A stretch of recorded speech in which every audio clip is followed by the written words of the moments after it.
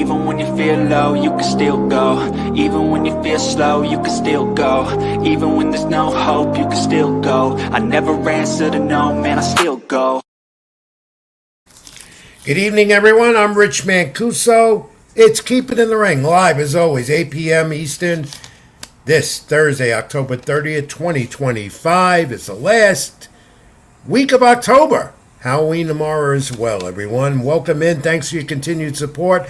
My YouTube channel, Rich Mancuso. As always, like, comment, and subscribe. Also, Stream Punk Entertainment and to Tommy D, TD Sports Talk, who'll join me in a moment, my esteemed colleague and co-host. My social media handles, as always, scroll at the bottom of the screen. Ring786 at X. Facebook.com, Rich Mancuso. On Instagram, Mancuso786. Read my content, LatinoSports.com, and some other outlets as always.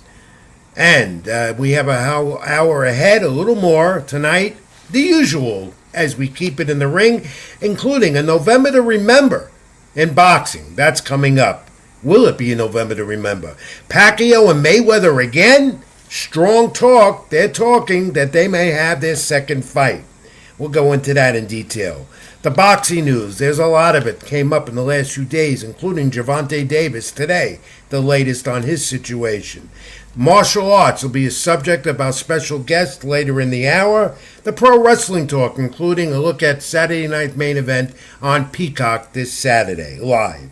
Nostalgia, as always, we have two good ones for you this week, much more ahead. It's Keep It in the Ring. I'm Rich Mancuso, and let's get to it. Well, we're talking about a November fight calendar and a boxing year that's had a lot of interest. Of course, boxing has been showcased with some good fights. Of course, as I always say, it's not bringing in the fans we want to bring in, those who don't take an interest in boxing. It's getting the interest of me, you, and all the others that love the sport so much. But we did have a very interesting first part of this year as we go into November, and the fight calendar is going to pick up towards the end of the year to close it out. Of course, we saw Terrence Crawford dethrone Canelo Alvarez and become undisputed at 168, and at 154, very competitive is that division, and the rising and shining of the young superstar Gerard Boots Ennis, who is now a champion in division, along with Sebastian Ventura, who waits to get his fight with Keith Thurman. That's going to be rescheduled. And Xander Zayas, also from Puerto Rico, the champion at 154, as they look to unify a very hot and competitive division, if not by the end of this year, most likely at some point next. The lightweights continue to reign supreme in boxing. Top-ranked boxing and a Hall of Famer, Bob Arum, the promoter. Believe it or not, folks, still without a streaming deal. What's going on with that? We're hearing they're no closer to that. In fact, tonight they have a show that's going to be seen on their top-ranked channel. That's where they are right now. There is no PBC interest working with them. There is no interest in Paramount. They're going to Dana White and the UFC. So Bob Arum and Top Rank and their esteemed group of fighters and champions, including Xander Zayas at 154, without a streaming network, that remains to be seen where they're headed. And yes, we want you to comment as we go along also, and we'll get to as many of those as we can. Dana White and the Turkeye, of course, they continue to become a force in the sport with their new league, one ring champion, what they want, looking to overturn that Muhammad Ali Act that's for the betterment of the sport and the fighters, and they've come close to doing a lot of that with the California State Athletic Commission agreeing with them to abolish the Muhammad Ali Act, which is terrible. That's bad for the sport. So we'll see where this goes as we continue and end an exciting, and I believe, as always controversial as boxing is, of 2025. And of course, we always have controversy. If it's not with the promoters, it's with the fighters, it's with the general scoring of the judges. Boxing has always been full of controversy. It's been again this year, and it will continue to be as we wind down the year going into this November to remember. That's just the sport, folks. That's how it goes. And so now let me bring in my esteemed co-host and colleague who helps produce the program with me each and every week, Tommy D of TD Sports Talk. Tommy, come on in, my buddy. It's always good having you on and always being a part of Keep It in the Ring. Where are you? Here I Oh, there am. he is. That's all right. You didn't mute yourself, but I thought went into the dark, into the clouds. Nah, not this time. Nah, I might be almost there though, but I'm pretty much good. But Well, you're keeping busy with this show and so many others you command on YouTube. I don't know I can't keep up with your schedule. I have to check with you and find out when are you on. Where are you? With your I group know. of followers. And we want everyone to like, comment, subscribe to my channel on YouTube and Tommy DTD Sports Talk and String Punk Entertainment. Comment as we go along, and Tom, of course, bring up those comments as they keep flowing in. All right, Tom, let's take a look, as I just said. It is the look at this month of November, which I think could be a November to remember in boxing, as I said. And immediately I'm going to go jump ahead this to November, which is just a day or so away. Saudi Arabia, the 22nd. And let's take a look again at this card, Ring 4, as they call it. The highlight here, and there are all highlight fights, Benavidez and Yardy for the light heavyweight title. We talked about this a little bit last week. Let's go into it a little more. This an interesting and competitive fight for Benavidez, who is not going to get Demetrio Bivol. We know that. He's not going to move up in weight. He's not going to go back to 168. Yardy poses a significant opponent for him. Don't you think so? I think he's going to be a significant opponent as well. Yardy's no punk. Yardy's going to come into fight, like he usually does. Especially the first half of the fight. And he packs a big punch. If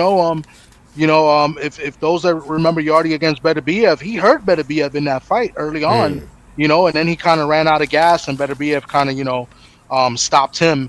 Before the final bell of obviously the fight, it didn't go the full 12.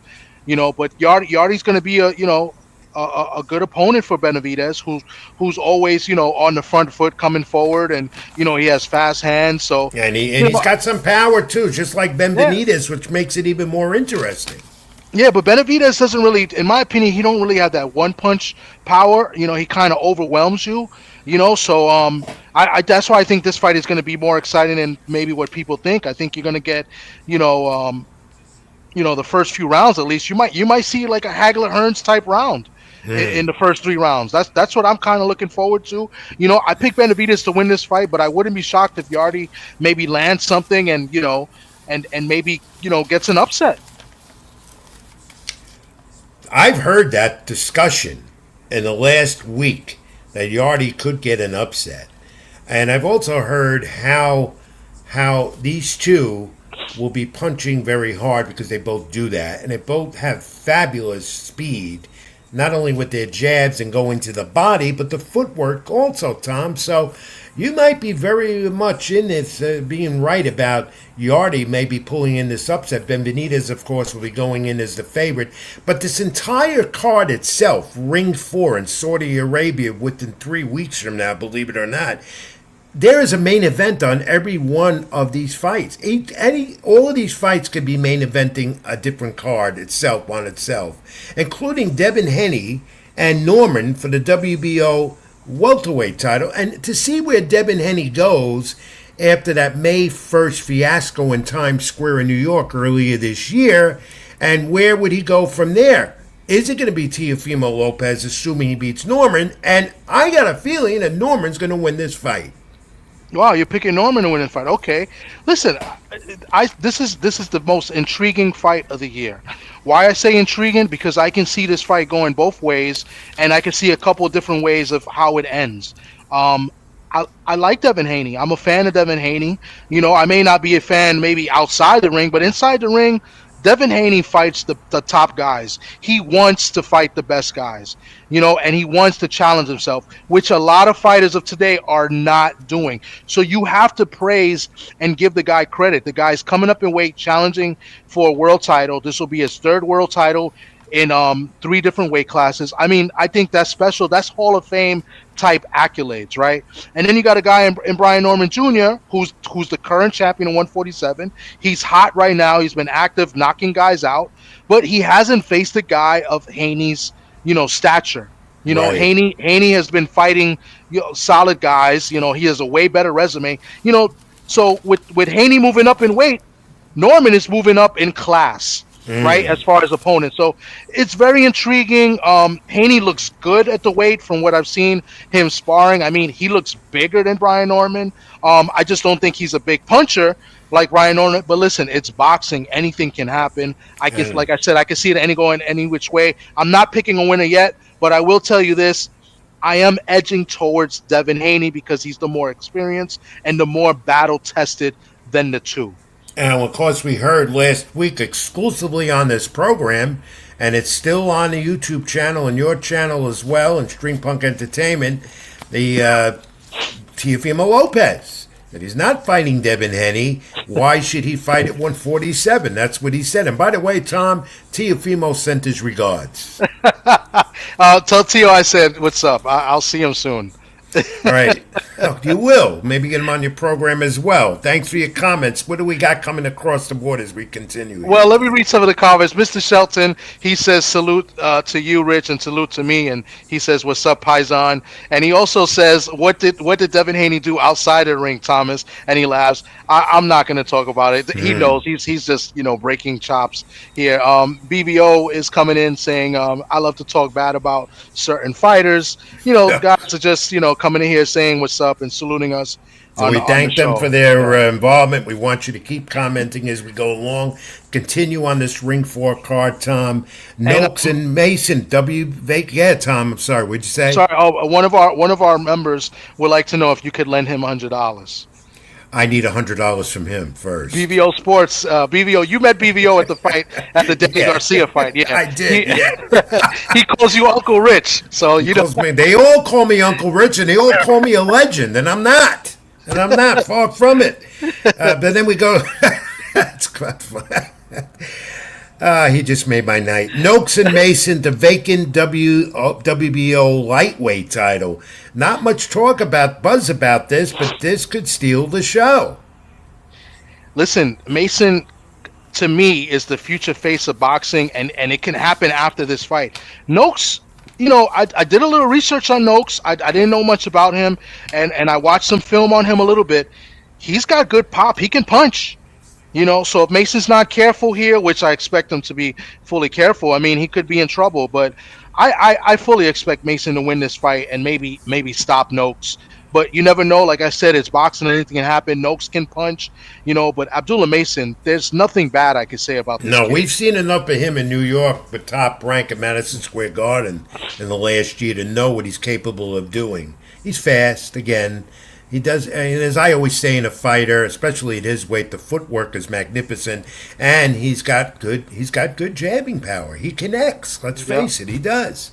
All right, and then you move on, and you have this one: Jesse Bam Bam Rodriguez and Martinez, junior bantamweights that don't get the acclaim they deserve.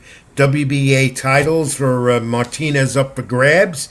Tom, this could be another good one at Ring 4.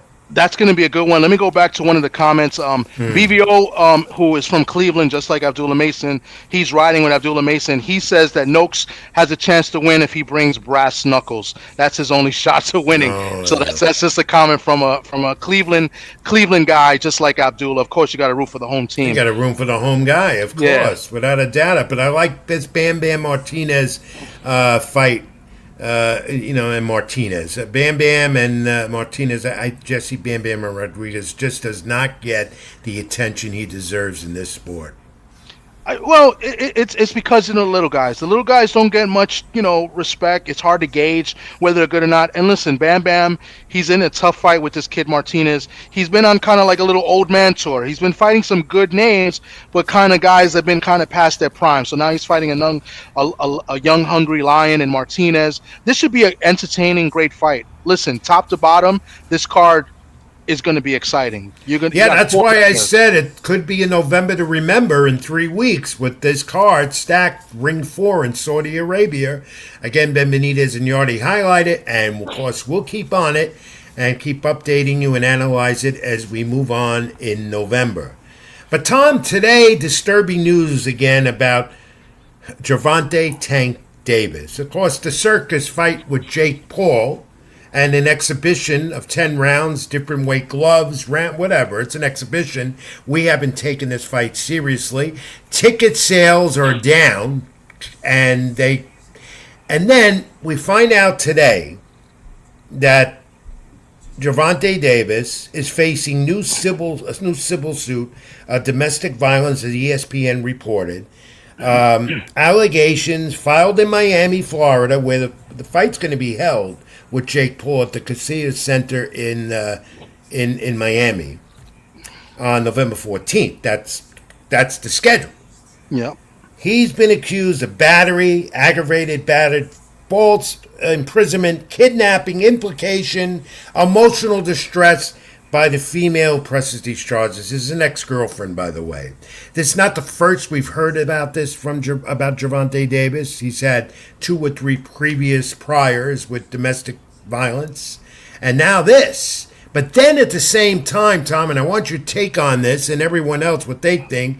Just yesterday, they were saying that the reports, the ticket sales are very, very slow, taking it 2 ways. Either the first thought is that there's no interest in this circus of a fight, and now it comes out today that perhaps this is why they said ticket sales are slow, which is probably going to be causing a postponement of the circus, and nobody really wants to see. I have no idea what to say about this as far as the fight is concerned and as far as the event. I think the fight will go on, and I think the card will go on because it's a stacked undercard. The It's on undercard is Netflix, actually pretty too. yeah. It's on Netflix. And Gervonta's got supposedly $40 million guaranteed for this, which is hard to believe as well. Yeah. The undercard is really good. I don't think they stop. But as far as Tank is concerned, listen, nothing's been proven yet. These are just allegations. But if he is proven to be guilty of this, he's done. He's done for. When I first read it, I originally, when I first seen the headlines, It's hard to understand it. Yeah. It's hard to understand, but I thought it was the same girl that he's had trouble with. Me too. But then when I read it, I was like, oh, wow, this is another girl. Now, also, Rich, you got to think, they said this was in a strip joint.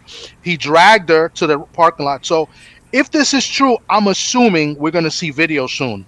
Because they're gonna have to post a video. Somebody's gonna post it eventually. And when you made it just an interesting point, if this is all legitimate and if this all goes through, and he is indeed implicated and eventually maybe even prosecuted for this because he has the priors, this could be the end of Gervonta Davis, which would be a sad story because he's one of those talented.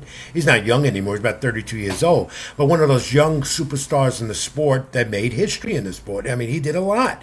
Many considered him a top pound for pound at one time, at least in the top 10, but he went through who he had to go through, and he did say, though, Tom, that his career was coming to an end anyway. He did say last year, or early this year, Barclays Center with Lamont Roach, in that fight, because it was supposed to have a rematch and they're not, that he was not going to fight more than one more time. So maybe it is coming to an end with this or not. Well, I agree and then I disagree. I disagree a little bit as far as, one of the stars of the sport. I think he's one of the stars, and when you talk about accomplishments, he's still got some, food on the table. There's some contemporaries he hasn't fought yet. But as far as him being an attraction, yeah, man, Tank is a big attraction. He sold out like 7 or 8 straight venues, and I think you get full credit for that because if you could sell tickets, then that's huge, right. and in the sport. But as far as fighting the top guys, he's kind of avoided it recently, in my opinion, in the last few years. So it's up and down. Even though he holds the WBA lightweight title. But, he's avoided many fighters that want a chance at his title. Yeah. And then he goes to sign to fight the circus, Jake Paul. Yeah. And it's all for money. And you know what? I get it. If you can sell out the venue and you make your money, I mean, it's a brutal business. I mean, it's a brutal sport. Make your money. But you can't say you're the top guys and you fought everybody when you really haven't fought the guys that the fans want you to fight. And Jake Paul, and this fight's not going to be on the record. It's an exhibition to make it even worse. It doesn't add to his credibility or his stature, as you say, in the sport at all. So we'll await developments on this. That's a breaking story today. As the comments are coming in. A bunch of jestys. Is that what he said? Yeah, What did he say? he's going out. Yeah, they're basically at the Tank. They don't agree, and they don't. A lot of people are very very upset with Tank Davis. Your followers are more with their comments than my followers, Tom. And I like what they say brutal. as well. They're brutal. They don't put no punches. They could be brutal. Yeah, they're not brutal to me though. That's nice. They're not brutal. To Nah, me. everybody treats you well, except I know. BBO trying to get $100 from you. That was, Yeah. that's something else. That's another story. Anyway, let's move to the heavyweight division over the weekend on the zone. Heavyweight fight implications in the division. Fabio Wardley upset Joseph Parker at the Qco Arena in the UK. 11th round stoppage it was. Parker ahead on 2 of the 3 scorecards. Wardley, Usyk, the champion is Usyk, of course. That might be possibly next for Wardley. I didn't catch the fight, just saw highlights of it. But this one of the upsets of the year, Tom. One of the upsets. I don't think it's a huge upset because Wardley is. Well, let's say stunning. Good. Yeah, it's a stunning win. upset. A lot of people All right. thought Parker was going to win and win easily because Wardley hasn't really looked, to me at least, he hasn't looked as good, and Parker's been on a roll. Parker didn't have to take this fight. Parker was the mandatory to Usyk's title, I believe, through the IBF, if I'm not mistaken. I could be wrong, but definitely one of the titles that Usyk has, he was the mandatory. He didn't have to, but he chose to fight Wardley, and meaning if he chose to fight Wardley, that means he thought that he could fully, beat Wardley. And listen, from what I've seen, he was, I didn't see the fight from beginning to end. I've seen highlights as well and spots, but from what I've seen in the first half of the fight, he looked good. He was beating Wardley to the punch. That's what I saw. But he gassed out. He came in out of shape, in my opinion. He came in too big and he gassed out. And credit to Wardley, he finished him. I thought the stoppage was a little bit premature, but at the end of the day, Parker wasn't throwing punches back. So I don't think anything was stolen from Parker. But look, credit to Wardley. I hear Wardley says, "All right, if you thought that was the early stoppage, we could run it back." So I mean, Usyk is running out of opponents to defend his titles. He's going to get Tyson Fury again. But that would be an interesting fight to see next year. If indeed Wardley becomes a mandatory, a fight they want to make in the UK. Because all the heavyweight title fights are taking place in the UK or Saudi Arabia anyway. Yeah, I don't think. Fury says he's not coming back, so No. I don't think. But I don't buy that. I don't buy that at all. Fighters always say that, as I say every week and time again. Fighters retire, they don't retire. They come right back. Especially because the money's out there right now and they can get it. And Tyson Fury is not one to stay still. Believe me. You know that. Yeah, Boxing world it's knows true. that. We'll see. I mean, he got a little taste last week. He was there at the fight in support of Parker as well. But he's very he says he doesn't want to fight. They've asked him again, and I mean, we'll see. Time will tell. But Usyk is running out of opponent. I think he's going to fight Wardley next. I don't see Wardley and Parker fighting again. I think that's going to be the next fight. Right, And I think heavyweight- Usyk runs circles around Wardley. Of course, the heavyweight division for years was the face of the sport. It may not be no more, but when Usyk gets in the ring, to many is considered the top pound-for-pound fighter in the world. All right, let's move on and look at Manny Pacquiao. He started his own promotion in the Philippines, and he's going to promote young fighters over there and wherever else he can do it. But why, oh why? He says the talks are ongoing. Mayweather Pacquiao 2 at some time in April reportedly would be at the Sphere in Las Vegas on the Strip. A word of a second fight with Mayweather. Of course, the first one in 2015 broke all types of records at the box office and on pay-per-view. Why, Tom, would they consider? Mayweather hasn't had a real fight since, 4 or 5 years?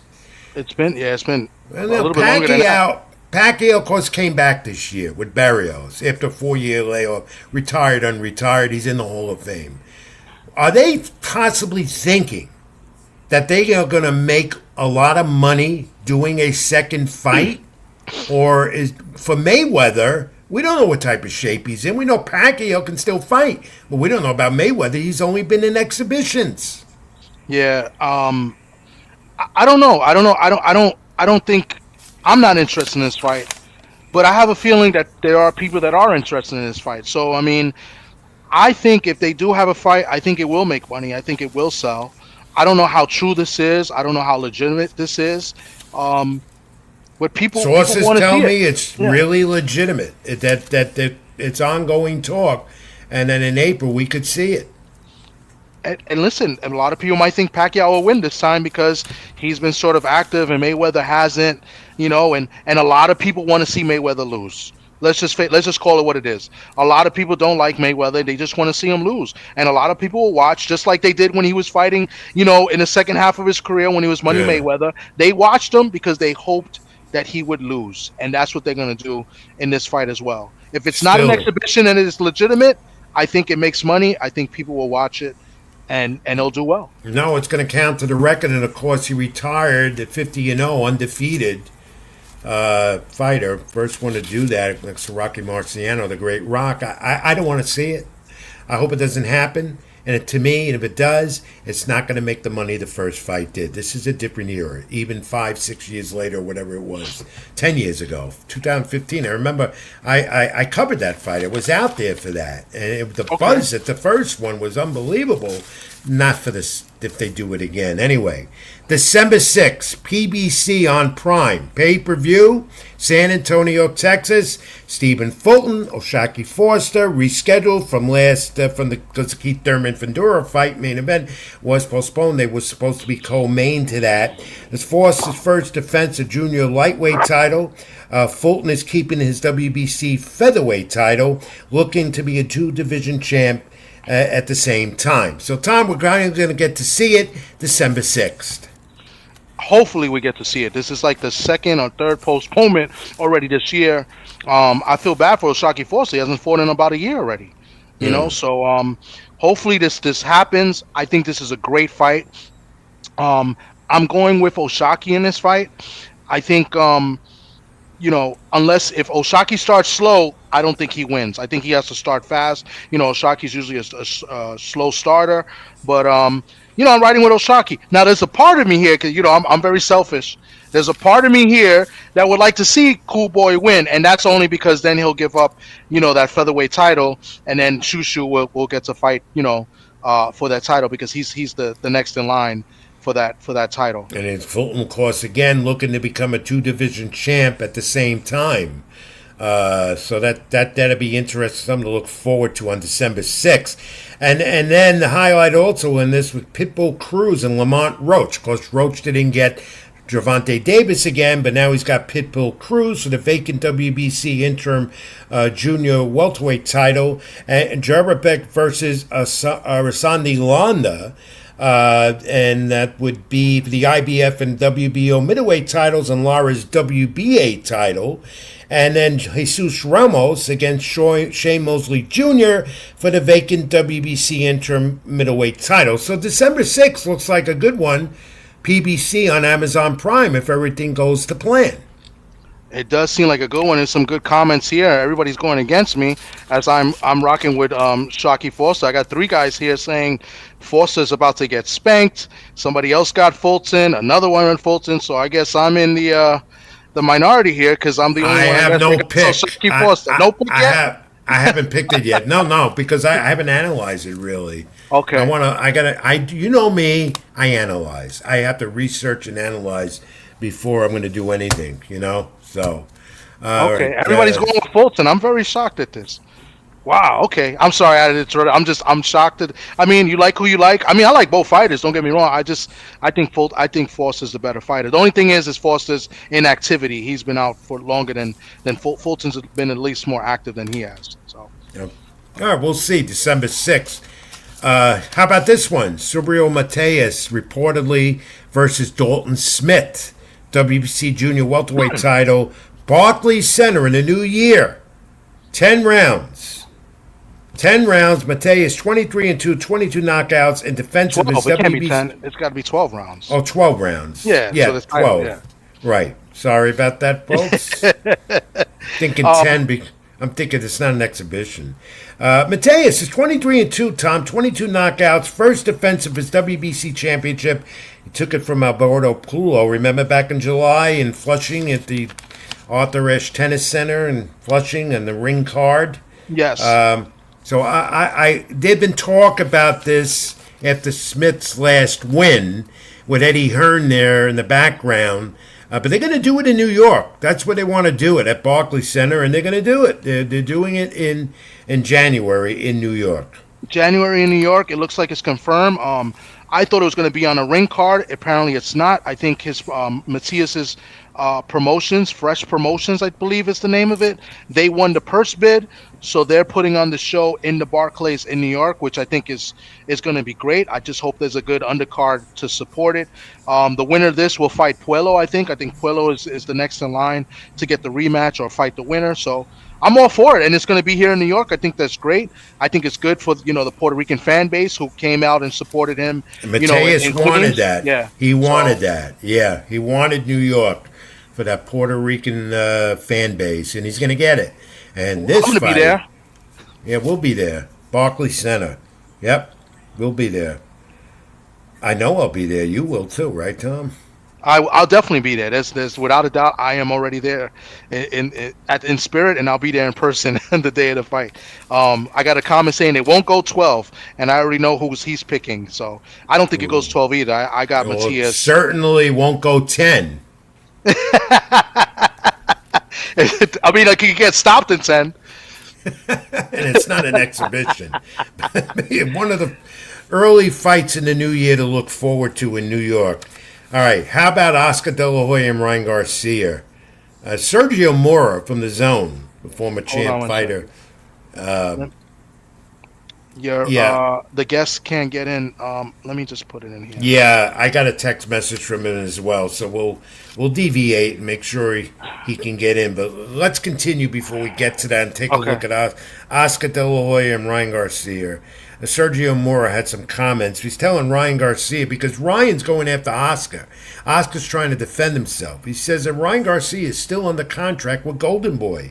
And Sergio said, you haven't been around to say anything to what Oscar achieved. In other words, you cannot say anything that Oscar was not this, not that. And the truth of the matter is, Ryan Garcia hasn't achieved anything. He's never won a title. So Sergio Mora is absolutely right about that. But the story here again is that Ryan Garcia, once again, at war with his promoter at Golden Boy, Oscar De La Hoya. I don't even know what to say about this anymore with this guy, Ryan. And, De La Hoya's obviously frustrated, but, De La Hoya kind of, sides with him as too. He kind of babies him at the same time. So, I mean, I don't know what De La Hoya wants. He babies him, he defends him, and then he gets at him. So, listen, I'm not a fan of Ryan. De La Hoya is kind of, drawing me away from him as well. And, the things that he says and does. I honestly, I think I'm going to leave it at that. I really got no comment on this. No, but I thought I'd put it up because it made some news. That's why. Yeah, they always make. Ryan is always going to find a way to get in this news. The time. All the time. He's been very quiet, and he changed a little bit with his comments, and he hasn't been on social media as much with all his followers, 1 million of them or so. So I don't know what's up with this, but Oscar De La Hoya is not liking what he's hearing. And he's made. All right. Tom, we're supposed to have our martial arts guest coming on. We having difficulty lining him up? I just sent the link in the chat. I went to your channel and I put it there as well. All he has to do is click the link and I'll let him in. So Let me see. He hasn't responded yet. All right. So what we're going to do in the meantime, we're going to deviate because we do that because we're live. And I want to line up Xavier Daniels, who's in martial arts champion and instructor in the New York City area, who I know real well. We're going to put him on as soon as we line him up. But until we do that, rather than me gabbing and Tom going on, me back and forth, we're going to take a timeout. That's the best thing to do. And read some more comments before we take this quick break, Tom, and line them up.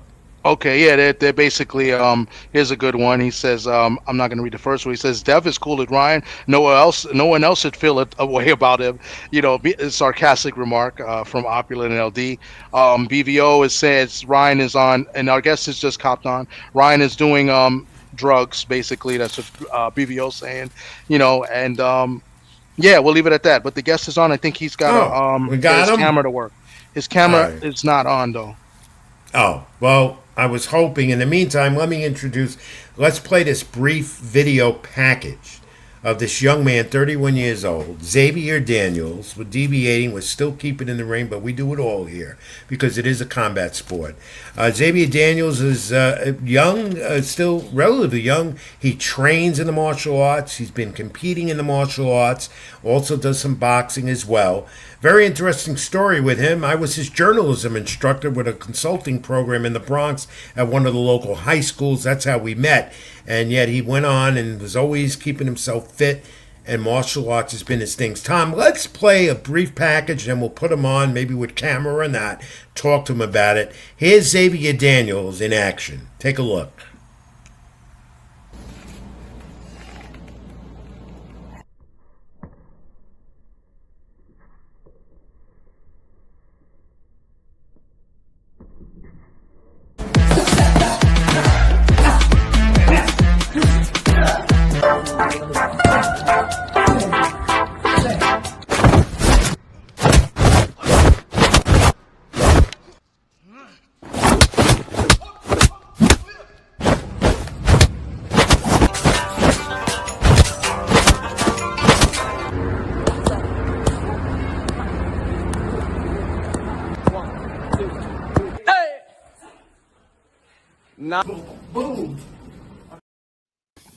Some Bruce Lee type action, and there he is live on the screen.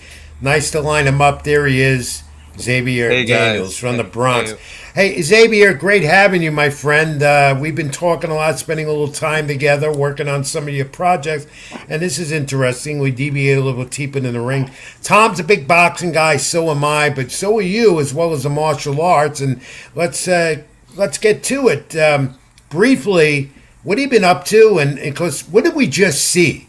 What did we just see? Okay. So basically, what you saw is a montage of a bunch of the Instagram clips that I have up on my Meta Marshall page, and it's shows a little bit of the history that I've gone through.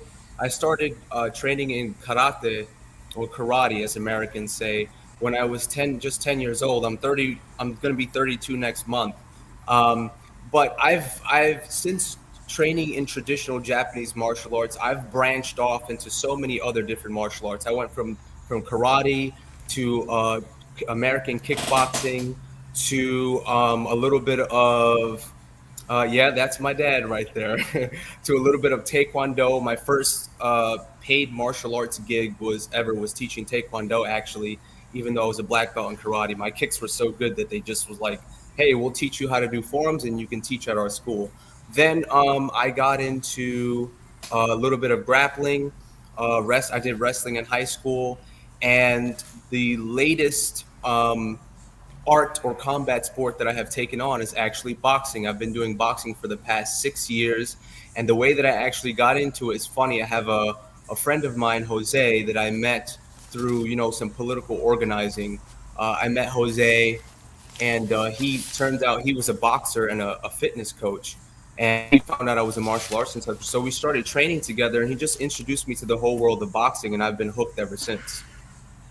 Good, Tom. Okay. Okay. Jose is. I mean, there's a lot of Jose's, but I do know a Jose that used to box. He's from the Bronx as well. They call him Raja or Machete. Okay, so it's not the same. He Okay, I thought. used to go. He goes to John's boxing gym still now, and Okay. we actually worked as partners for a nonprofit organization called Access, or the X Project, with a physical therapist named Lawrence, and we Okay. worked alongside him as trainers to help people who had spinal cord injuries so that they can improve their physical and mental health through doing like boxing from sitting in a wheelchair, for example. They can't use their legs, but they can box. Or they Okay. can Wow. lift weights or stuff. Do various Interesting. exercises like That's that. Xavier Daniels from the Bronx, who's a martial arts instructor and also a competitor. Xavier, I got to ask you about this sport and this competition. Is it popular? Is it getting more popular? Where does this stand, martial arts, right now? Well, right now, martial arts is very popular, and mixed martial arts, or MMA in particular, is even more popular. And the reason is because I would say UFC. Everybody knows. Hey, what's up, Albie? Everybody knows about Ultimate Fighter Championship. You know, um, for boxing has been super popular in American culture and American tradition for decades.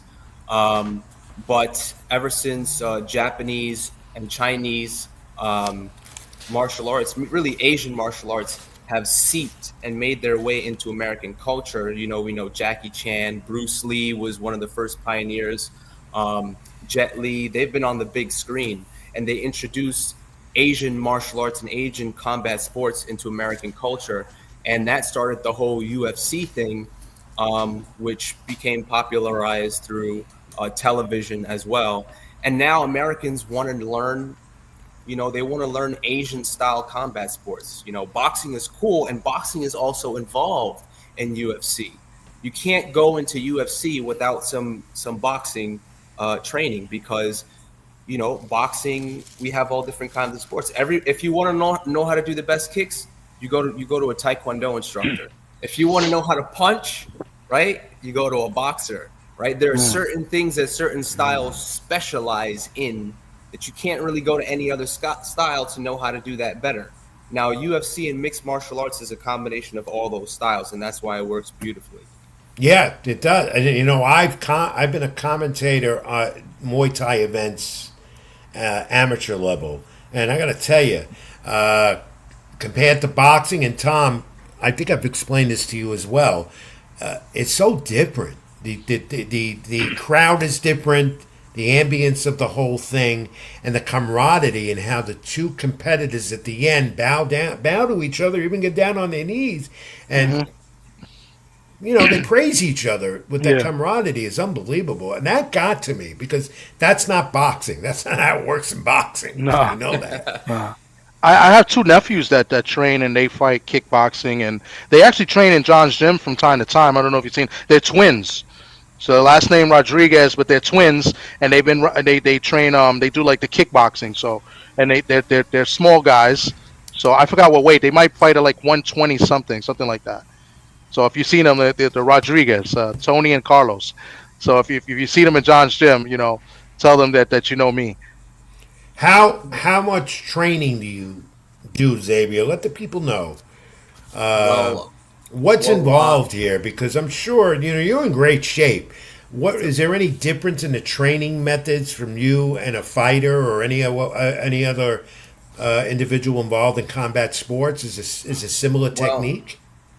Well, as a martial arts teacher who's been teaching for 14 years, I always have to stay fit in the gym. I have to be doing something, right? So I run, I jump rope, I lift light weights, heavy weights. I'm always stretching, making sure my flexibility is peak level.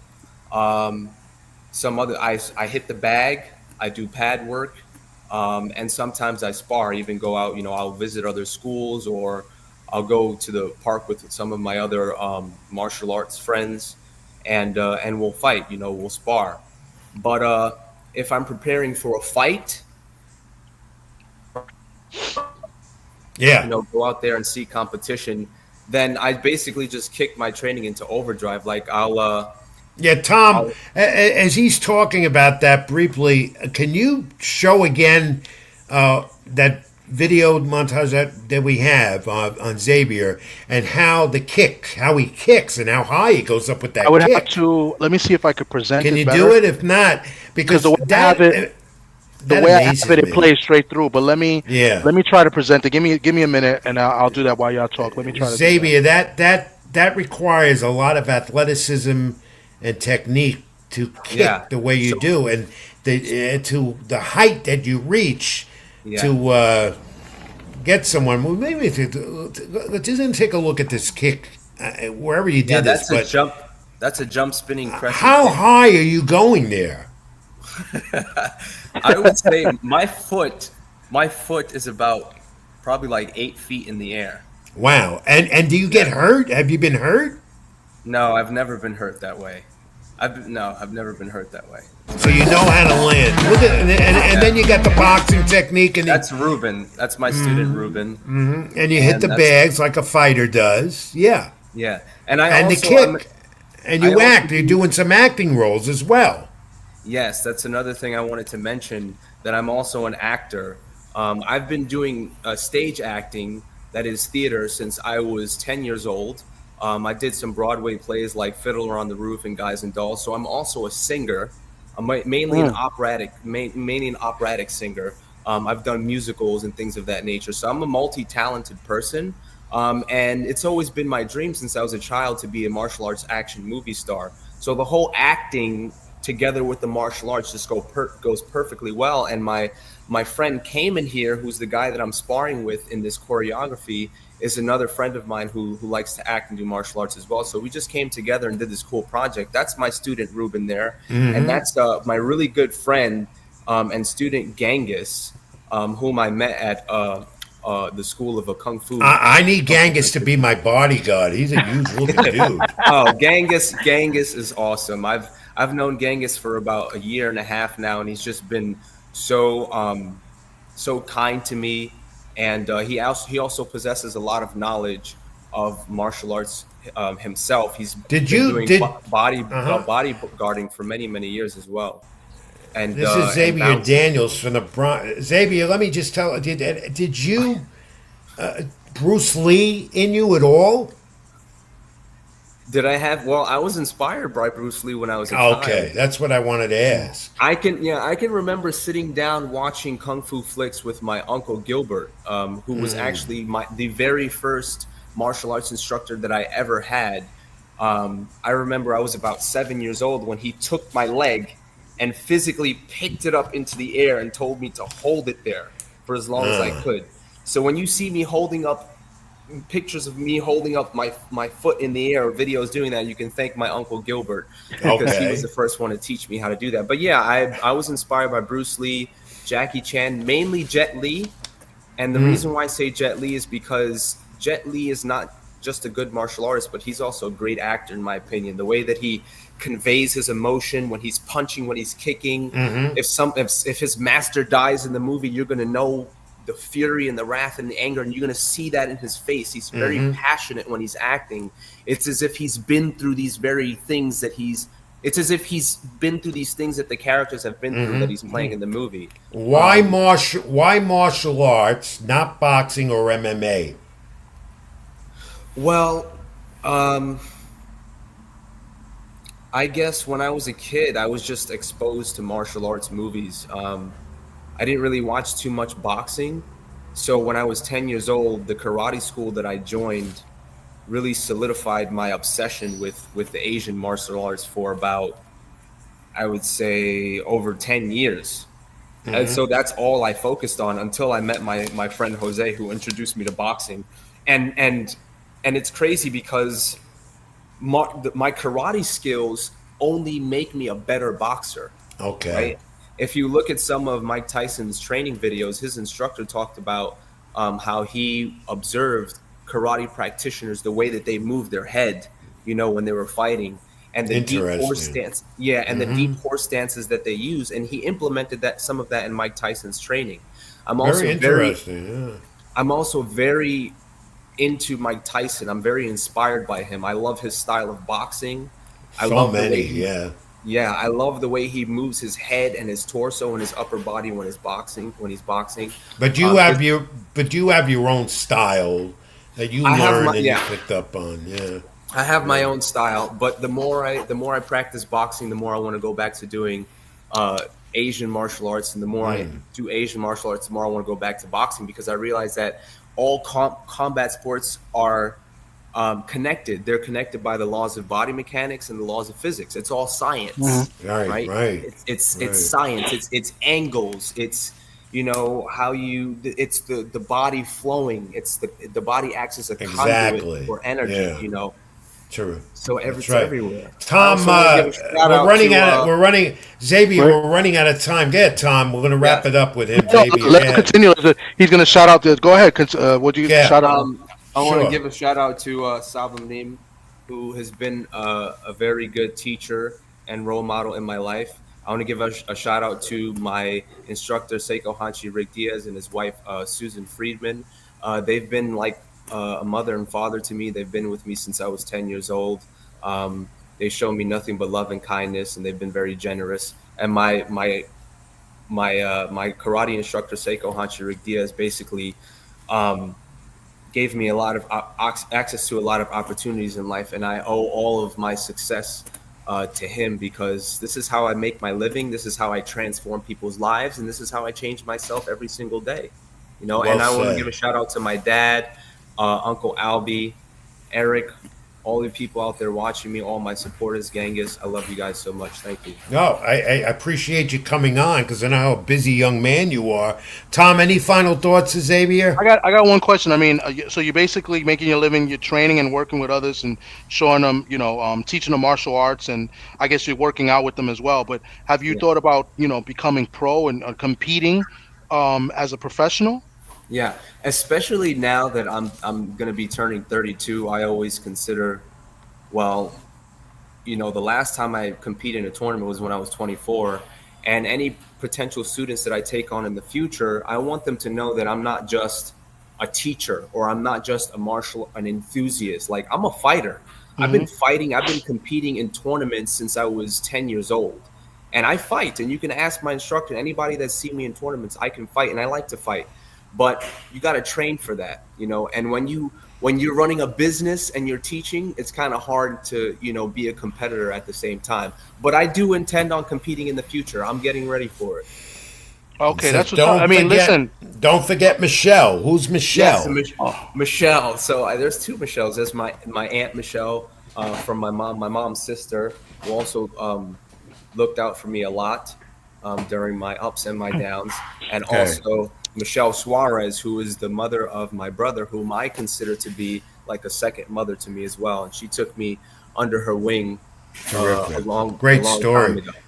Tom, go ahead. I'm sorry I cut Well, I was you going to off. say, well, if you do decide to do that, and you start to compete, and you're looking for sponsors or looking for promotion, you can always come to us, Rich, myself. I'm a big supporter of the Bronx and a Bronx athlete. I used to coach Little League baseball. I support the fighters in the Bronx, and so if you do decide and you need some promotion, you're trying to sell tickets or whatever the case may be, you're always welcome to come back on the platform and and let us know when Always. your events are happening. I've known him since he Thank you. was a Appreciate kid, that. 16, 17 years old. I was his journalism instructor. Yes, And sir. Yes, he's sir. a good writer as well. But I didn't know he was this deep into martial arts till a few years later. Xavier Daniels, where can, first of all, where do people find you on social media? How do they get involved? They want to take a lesson from you? Go ahead. Your opportunity to let that out right now. So there's two ways you can get in contact. Mainly, you can visit www.metamartial, that's MARTIAL.com, metamartial.com, and also check out my Instagram page, that's metamartial, where you have access to my business phone number. If you want to take classes with me, you can sign up for a trial lesson on my website. I teach in Chelsea, Manhattan, and also on the Upper West Side. And we'll get the word out, and I'm sure I'm going to see you soon. Probably even Yes. if tomorrow, because we're working on some things together. No, This has been great. Tom, I learned something from him that I haven't learned from him in as much time as I've been spending with him the last week.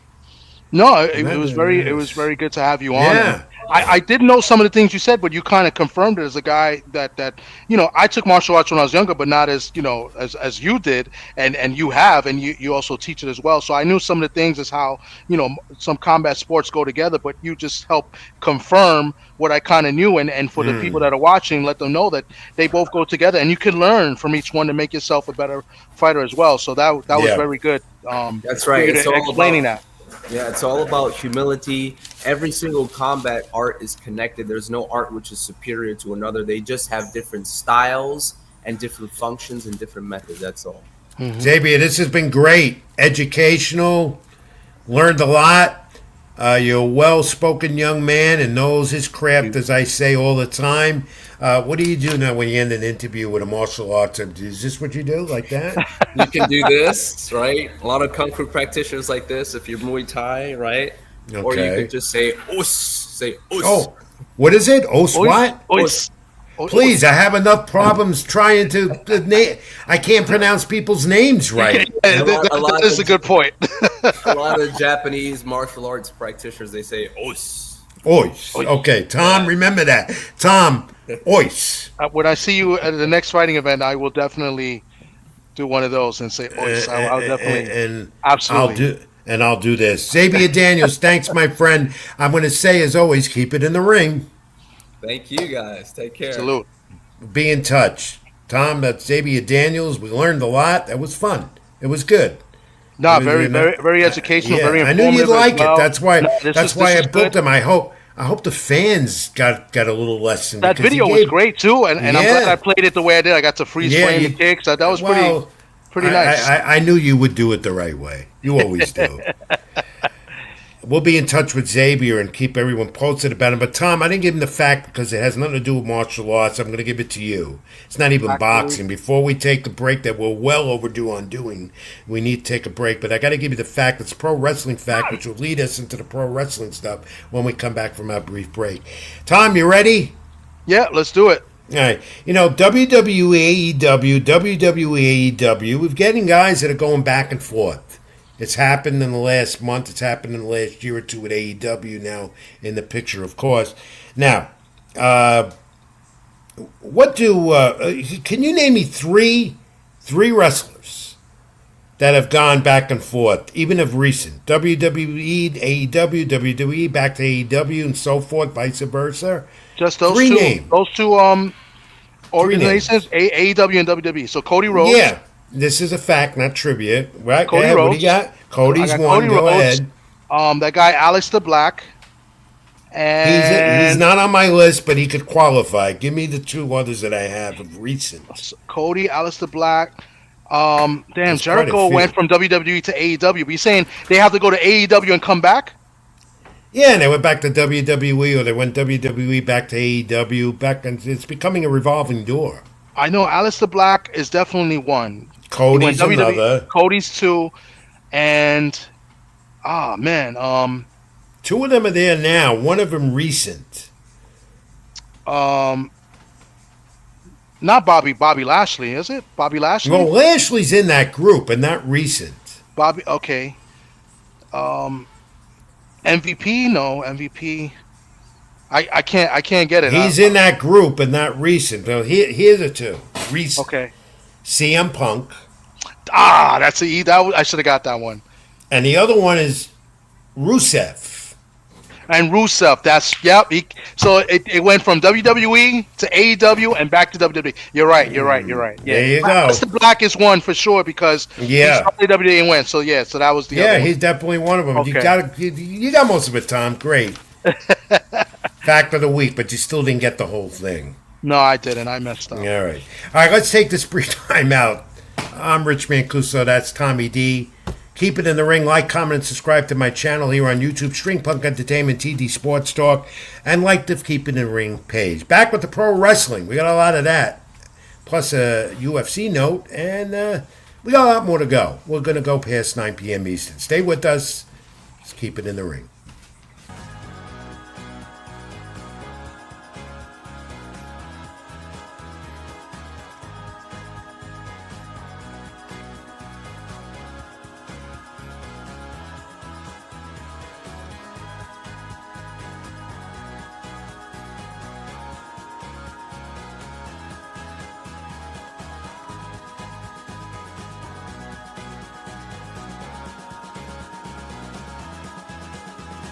Even when you feel low, you can still go. Even when you feel slow, you can still go. Even when there's no hope, you can still go. I never answer to no, man, I still go. And welcome back to Keep It in the Ring. Rich Mancuso, Tommy D, TD Sports Talk on my YouTube channel. Like, comment, and subscribe. We want to hear your comments. Thanks for those that have been coming in. Tom, let's get this UFC note in first with some controversy over the weekend. Tom Aspinall was upset, been hospitalized here afterwards with eye poked, both eyes at the hands of Cyril Kane. UFC 321. The accidental poke of both eyes by Kane in the first round, unable to continue, was Aspinall. And Dana White has said they will rematch in the octagon because of the way this ended. The fans, they were also very, very upset. What did you make of that, Tom? I know you're not big on UFC, but that was I didn't see it. I heard about it. I read about it. But I honestly, I can't give an opinion. I did not watch it, live. So yeah. Well, it just like boxing, UFC, MMA also has some controversy in there. We saw one right there. All right, pro wrestling time. After that great fact of the week I gave Tom that he didn't get the whole thing. He tried. I'm going to give him credit.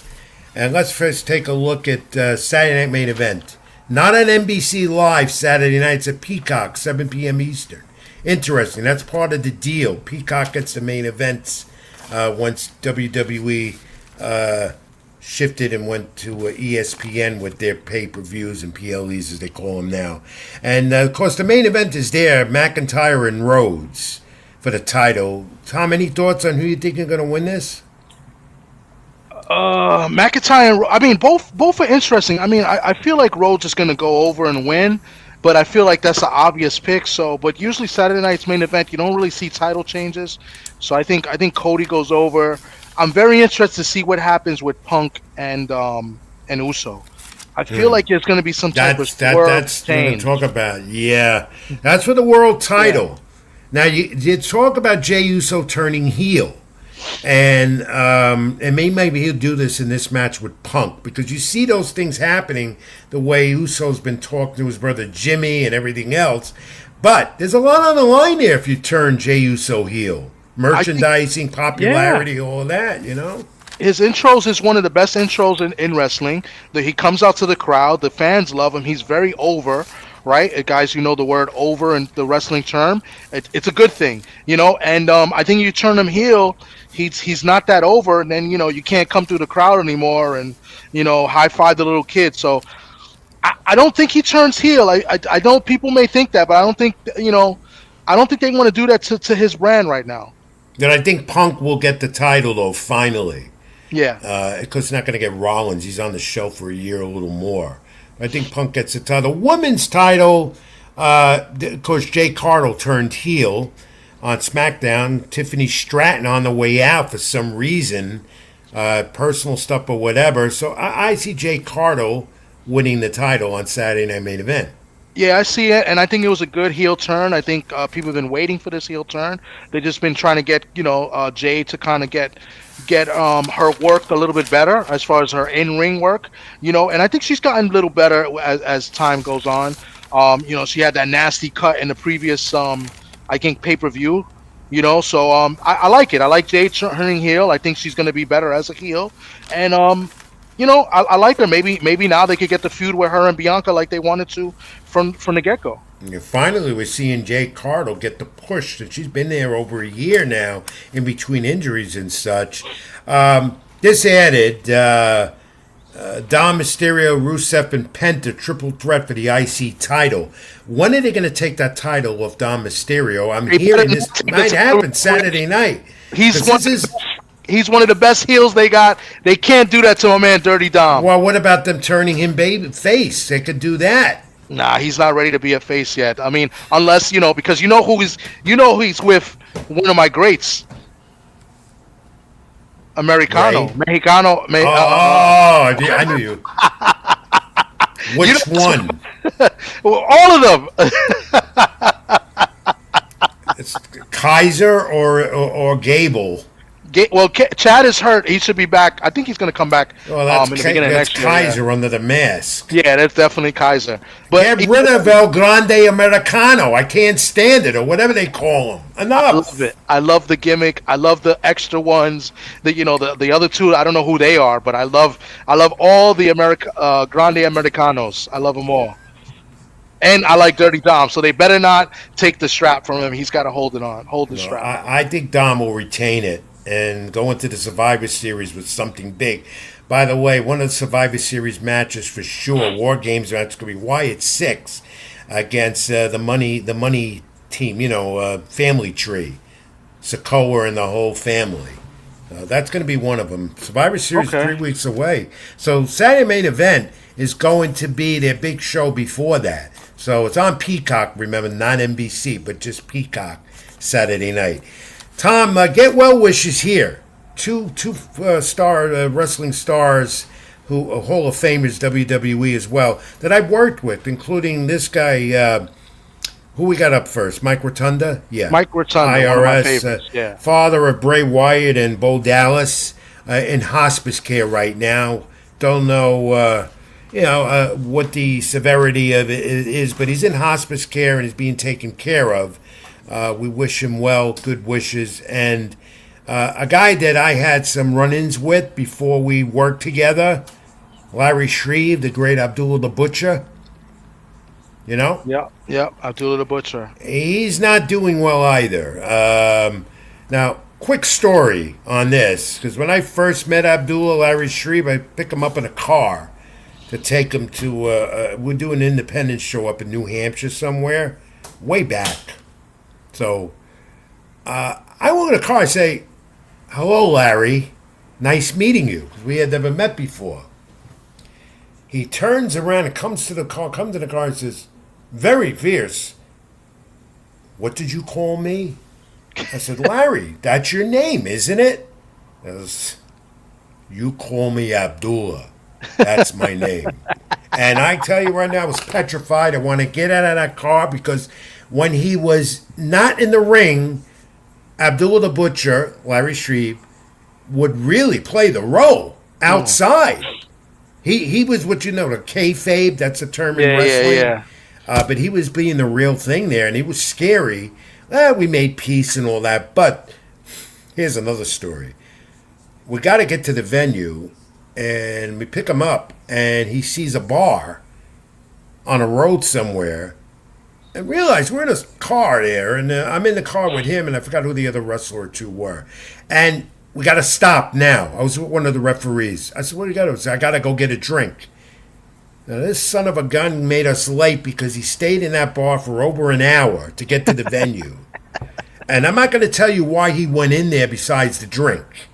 All right? Take a guess. All right? But as far as a showman and what he did in the ring, and let alone, he's still with us, but he's not well. Abdullah the Butcher was one of the best, and you could touch his forehead. Was like a roadmap. You touch it, and it would open up and bleed, because that's what he did. He was known for the bleeding, and at that time, red, they said, became green, meaning the blood became money, and he was known for that. So, but we wish him well. We wished him and Mike. You're lucky he didn't hit you with the fork. I know. I thought that was doomed that day. And I was a rookie in the business as well, but that's a story I had to tell, be in my eventual book when I get around to doing it. As far as AEW Full Gear, November 22nd, Prudential Center, Newark, New Jersey. Tom, you and I should go to that. We really should. In the Prudential Center? Yeah. I don't know. AEW? Well, you're going to Samoa Joe and Hangman Page again. They played that skit last night. Hangman Page was Tony Schiavone. And when is that supposed to be? November 22nd. Well, that's the same day as the the Devin Haney fight. But that fight is going to be during the day because it's in Saudi Arabia. So that might actually... So maybe we can do it. Maybe he'll go with me. I want to go to that. I want to meet Tony Khan again. That's what I want to do, because they have their post-WrestleMania wrestling press if you could get me a credential to that, I'm going to try. I'm going to try. I got a credential. I'll go. Remind me. I'll Okay. try. And then considering John Moxley, Darby Allin will continue the Death Riders. AEW, I don't know what they do. I know you had something. Yeah. I don't know if you wanted to mention anything here. I know Brock Reigns and All Cody. right. Yes, glad you brought it up. The vignettes they've been playing, and everyone was wondering who's coming out of that limo with the dark boot. And everybody's speculating it may be the return of Chris Jericho, because he's rumored to be coming back to WWE as one of those guys. But as it is, it's the promos for WrestleMania Vegas in April, and they have Brock Lesnar, Roman Reigns, and Cody Rhodes. There may be a triple threat, Ben, come April, mid-April next year in WrestleMania, 2-night event in Vegas again at Allegiant Stadium. That's what the vignettes were. There was a lot of buzz with the wrestling fans. Who was coming out of that limo? What was going on? Well, there's your answer right there. Thanks for reminding me to put that up for WrestleMania. Everyone thought it'd be Chris Jericho. I hope it's Because Chris Jericho. he's coming back. You know, Whatever Chris Jericho is shape- he's one of my favorite of all time. I don't know what shape he's in anyway. All right, fans, that's the Pro Wrestling Report. Tom, we're going to take one quick final break and timeout. Come back with nostalgia, wrap this all up. Keep it in the ring. I'm Rich Mancuso. That's Tommy D. Live on my YouTube channel. Like, comment, and subscribe. Tommy D Sports Talk Facebook page. And keep it in the ring like that as well. And String Punk Entertainment. Back with nostalgia after this, and we'll wrap it all up. Stay with us. Petwell Clinic was built with busy pet parents like you in mind, providing walk-in preventative vet care, treatment for minor ailments, and chronic condition management. You remain with your pet throughout their visit, and all charges are clearly explained, so there are no surprises at checkout. Just walk in to our Paramus, Greenbrook, or Union locations, or visit us at petwellclinic.com for more information. Even when you feel low, you can still go. Even when you feel slow, you can still go. Even when there's no hope, you can still go. I never answer to no, man, I still go. Hope you've enjoyed Keep It in the Ring this final Thursday in October 2025 as we get ready for November with the boxing and everything else. Tom, let's get to the nostalgia. We got two clips on this, but first let's look at October 28, 1978. Wilfredo Gomez with the 5th round TKO over Carlos Zarate, San Juan, Puerto Rico, defending his WBC Super Bantamweight title for the 6th time. Then Zarate moved to 122 pounds. Both fighters combined record then going in 73-0-1 with 72 knockouts. Their highest KO percentage for two fighters for a world title fight at that time. Do you have a clip of that, Tom? Yep. Let's show it. Gomez and Zarate. Comment over it, Tom. Yeah, this is a little round one. They just the opening bell coming out. You know, both fighters undefeated. A quick note about this fight: both fighters came in overweight in the initial weigh-in, right? And then they both on the second attempt, Gomez made weight, and then Zarate, it took him like a few times. I think it took him like 3 or 4 times for him to make weight. There's a rumor and there's word that Zarate supposedly had pneumonia or a bad cold the week before the fight as to why he was weak in this fight. That's what they say. But this was a great fight for as much as it lasted. It lasted to, I believe, the 5th round. So I'm going to skim through it real quick. But remember, this was then the highest KO percentage of two fighters in a world title fight at that time, October 28, 1978. Yep, and you can see why. Look at the punching going on here in this round. Yeah, it was an exciting fight. They were both throwing bombs, and they didn't like each other. And this was part of the it just kind of the beginning of the Mexico versus Puerto Rico wars and the rivalry. So this was definitely part of it as well. And it still goes on today. It's a heavy rivalry, Mexico Puerto Rico fighters. Yep. Yep, and then he dropped Zarate, I believe, twice in the 5th round. He hit him late after the bell. You're gonna watch. So look at this. Like this is I think that was the first knockdown, as you see there, right. And then the second knockdown, I think it was after the bell, if I'm not mistaken. I did watch this a while ago. Replay, of course. I think it was like a year old when this happened. The entire fight is on YouTube, by the way. Everyone could log in and see this great action. That was it. And then the third knockdown in the fifth, and then the corner stopped the fight. They threw in the towel. But look at Gomez went in. He went in. Who did he remind you of there currently today? Today, Gomez? Yeah, who does he remind you of? You know what? You might get at me, but a little bit of Keith Cologne. I mean, that ruthlessness. He's got that. Yeah, yeah, he's got that. There, especially Our on that friend Keith Cologne, who won his latest fight last week, is now 8-0, 8 knockouts. Yeah, good point. October 28, 1978. Great action. Wilfredo Gomez, Carlos Zarate. Thanks for loading that up, Tom. But now we look at history, and we celebrate today, October 30th, 1974. Muhammad Ali, George Foreman. Remember? Can't believe it was like yesterday. Rumble in the Jungle in Zaire, 8th round knockout. As retaining the World Heavyweight Championship was Ali. Let's take a look, Tom. He took the title in this fight, if I'm not mistaken. Yeah, and Ali became the second fighter ever, following Floyd Patterson winning the heavyweight title a second time. And there he was with his buddy, the late Howard Cosell, who called the fight at ringside. He was known, Ali and Cosell, going back. Let's take a look, some action of this, as we celebrate October 30th, 1974. Look at the face-off. Mm-hmm. Let's go to round one. I'll play a little bit of round one here. A lot of fighters talk about how they emulate and love Muhammad Ali's style. And this was and this was the face of boxing, the heavyweight division. And this was the introduction to the rope-a-dope, right? The rope-a-dope. Right. The famous rope-a-dope was in this fight. So this is just round one. And historic fight in boxing history. What is that now? 1974. What are we? 1974. 51 years ago. 51 years ago. Right. If my math is correct, I could be wrong. No. I think it's 51 years ago. 51 years ago. I watched it as a young kid. So that's a young kid. We're talking 1974. I graduated high school in 75, so I was 16 years old. But look at this. Look at Ali's rope-a-dope, and look at this, the historic fight, the Rumble in the Jungle. Don King was the promoter. Don King was promoter, yes. The Hall of Fame promoter. Yeah, and the fight was postponed, right? Yeah. And then they finally got it here in October. So the fight was supposed to be earlier in the year, if I'm not mistaken, because I think Foreman had an injury. Right. And Foreman didn't want to stay. Foreman wanted to go.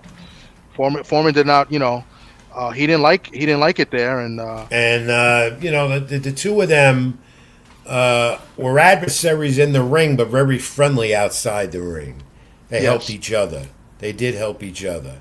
Both of them, of course, rest in peace. Continue to rest in peace. We lost Foreman 4 years ago, the Hall of Famers. But the action of the Rumble in the Jungle. Part of boxing history here. Right hand. This time he works over the shoulder of Foreman. How quick was Ali with that finish, huh? Oh my God! When he saw the opening and he was hurt, that was insane. I mean, he's a special fighter. Obviously, he is the greatest of all time. Yeah. Muhammad Ali. But this was, the rope-a-dope. Who would have thought? He was a big underdog in this fight as well. Everybody thought Foreman was gonna kill Ali, and Ali proved everybody wrong. And just look at this. And again, next to Floyd Patterson, heavyweight title, second time. Became the second fighter to do that. October 30th, 1974, and the jubilation afterwards. Well, I'll tell you, I've met Ali a few times. I met Foreman numerous times, and the face of heavyweight of boxing, the heavyweight division, right there, Tom. Great nostalgia, great clip as we celebrate the anniversary of that great fight, Rumble in the Jungle. Great, thank you, Tom, for loading that as well. No problem. Again, that's on YouTube, and it's all over the place today. If you're a boxing fan now, or then, and if you didn't see that, then go to YouTube and you'll catch it. What we just showed you here, I Keep It in the Ring. Let's wrap this up, Tom. Take a look at this. I took this out of the file the other day because I thought someone might want it. Collection of posters as they used to do with WCW, WWF at the time, or WWE, WrestleMania, Super Brawl with WCW. See that one at the bottom? That's Sting and Kane and the Vader. Big fan Vader. Vader at Super Bowl III against Sting, and Sting won it. Remember it well. Vader, Leon White, the late Leon White, was born on my birthday, same age, May 14th. Wow. Okay. And that's how when I first met him, I told him that. And he said to me, "Happy birthday, Rich." I said, "Happy birthday." And he didn't get insulted when I called him by his real name. Nice. He Okay. didn't mind that. Leon White, he was a great guy, great for wrestling. He was an overseas sensation. Of course, we know what Sting was able to do, a Hall of Famer. And Sting's still around. WCW making some appearances. Yeah. And what do you got at the top? WrestleMania. What do I have there? WrestleMania 8. No, this is 8. This is Psycho Sid against Hogan, and this was the Macho Man versus Ric Flair. Yeah. This is when Ric Flair. This is after Ric Flair won the Royal Rumble to win the title. And then remember that first they put Hogan in, and then Psycho Sid kind of turned heel. The whole Rumble thing. This was a great era. This was a great. It few was months WWF at the time. You see the logo at the left of the screen on the poster. Tom, if you want this, you can have it. Anyone who wants it, watching the program, would like that as part of their collection. It's just been sitting around, so anyone wants it, just let me know. You have my social media at the bottom of the screen. It's ring786 at X, facebook.com, Rich Mancuso. I'm willing to give it away. I have a lot of that stuff, and it's just sitting here doing nothing. So let me know. That's pretty cool. This is a pretty cool item right here. Nice collector's item. And you know who did that? Who put it together? Me. Cool. Nice. I did. Thank you. Okay. Yeah. I mean, I'm sure there's some wrestling marks out there that would love to have something like that. You guys got to let me know on your side and my side, your fans or mine, and I'll get it to them. It's just sitting here, and I'm going to show more of that stuff in the weeks to come. So we leave on this note, and Halloween is tomorrow. I think I've got my Met Farce jersey on to show that. So we want everybody who's going to be Friday night Halloween to be safe and with the kids and whatever, trick or treat. What about you, Tom? What are you doing Halloween night? I'm doing absolutely nothing. I probably would go live tomorrow night. We don't really celebrate Halloween. No, I don't either. So, I don't either. But I advise people to stay safe out there, especially here in New York and the Bronx. I mean, just stay safe. Try to, if you got kids, go as early as possible, whether it's daylight, and then come back in and enjoy the rest of your night with your family. That's what I advise, and then get some rest because you're gonna lose an hour of sleep this weekend. That's another thing. I hate that. I hate that. Yeah. Why can't they leave the clocks the same time every year? One time zone. I thought they were going to get rid of going ahead back. They didn't do it. It's such a disruption. And it goes so fast. Where is this year gone? Faster than last year. It's going to get darker. As we end October. And we thank you for your continued support, fans of Keep It in the Ring on my YouTube channel, Rich Mancuso.